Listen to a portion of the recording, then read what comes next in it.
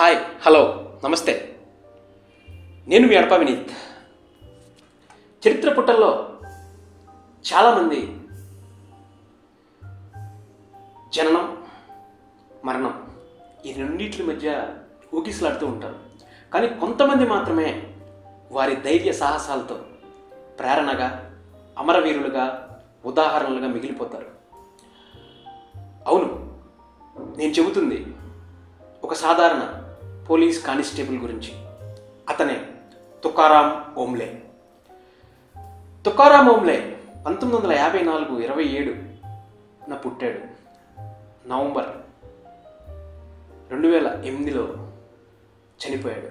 ఒక భారతీయ పోలీస్ అధికారి మరియు భారత సైన్యంలో మాజీ సభ్యుడు.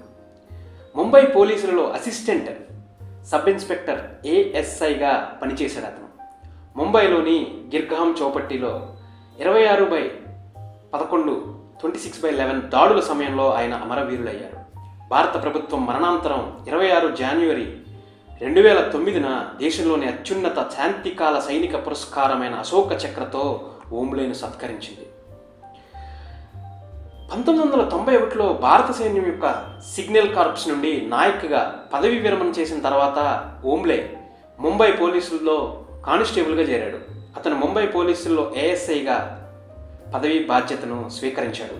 నవంబర్ 26న అతను మరియు అతని బృందం ఒక చెక్ పాయింట్లో కాపలా కాస్తుండగా హైజాక్ చేయబడిన వాహనంలో 2 ఉగ్రవాదులు వారిని సమీపించారు. ప్రారంభ కాల్పుల తర్వాత ఒక ఉగ్రవాది వాహనంలోనే మరణించాడు. మరొక ఉగ్రవాది అజ్మల్ కసబ్ వాహనం నుండి దిగి లొంగిపోయినట్లు నటించాడు. నిరాయుధుడైన ఓంబ్లే అతని వద్దకు వచ్చేసరికి కసబ్ లేచి కాల్పులు జరిపాడు. ఓంబ్లే అతని ముందు నిలబడి కసబ్ రైఫిల్ బ్యారెల్ను పట్టుకున్నాడు. ఇది ఓంబ్లే తప్ప మరెవరిని గాయపరచకుండా నిరోధించింది. అక్కడ ఉన్న ప్రజల్ని కాపాడింది.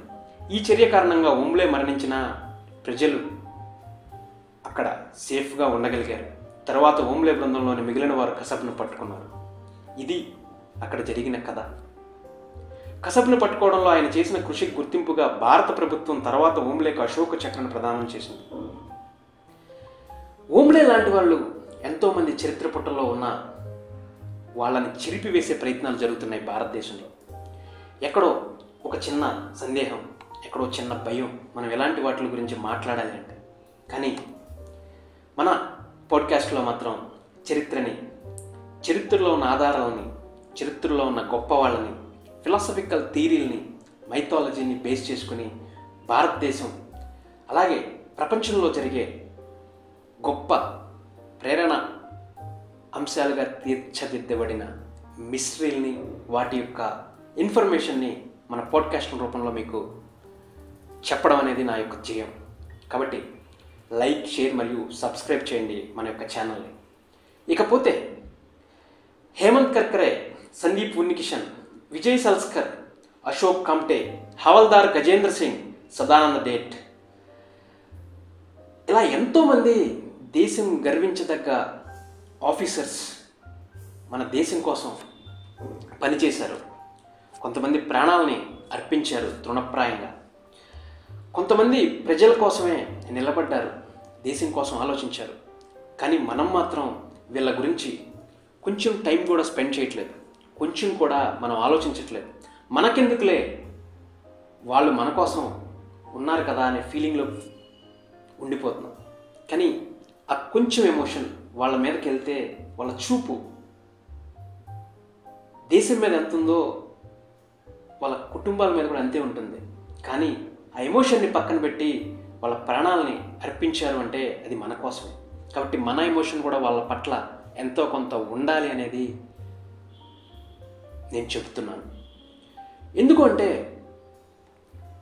ఓంబ్లే లాంటి వాళ్ళు చిన్న చిన్న ఉద్యోగాల్లో ఉండి కూడా దేశం కోసం, తన డ్యూటీ కోసం ఆలోచించి ప్రాణాలను అర్పించడం అంటే నిజంగా హ్యాట్స్ ఆఫ్. మనం శాల్యూట్ కొట్టాలి.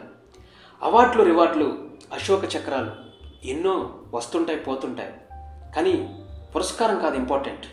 చరిత్ర పుటల్లో అలాంటి వారి యొక్క అంశాలు పాఠాలుగా మనం వినాలి, చెప్పాలి. చరిత్రలో ఎంతోమంది గొప్ప యోధుల విషయంలో ఓంబ్లే ఒకడు. తుకారాం ఓంబ్లే లాంటి వాళ్ళు దేశానికి చాలా అవసరం. కొన్ని లక్షల మంది తుకారాం ఓంబ్లేలు మళ్ళీ పుట్టాలి. ఇలాంటి వారు దేశాన్ని కాపాడాలి. ఇది నా యొక్క పాడ్కాస్ట్. చరిత్రను తెలుసుకుందాం, చరిత్రలో ఉన్న వాళ్ళని గౌరవిద్దాం. ఇది మనం వాళ్ళకిచ్చే పురస్కారమైన గౌరవమైన నెక్స్ట్ తరానికి మనం అందించబోయే ఇన్ఫర్మేషన్ వాళ్ళకి తెలియాలనేది నా యొక్క ఫీల్. జై భారత్, జై తుకారాం ఓంబ్లే.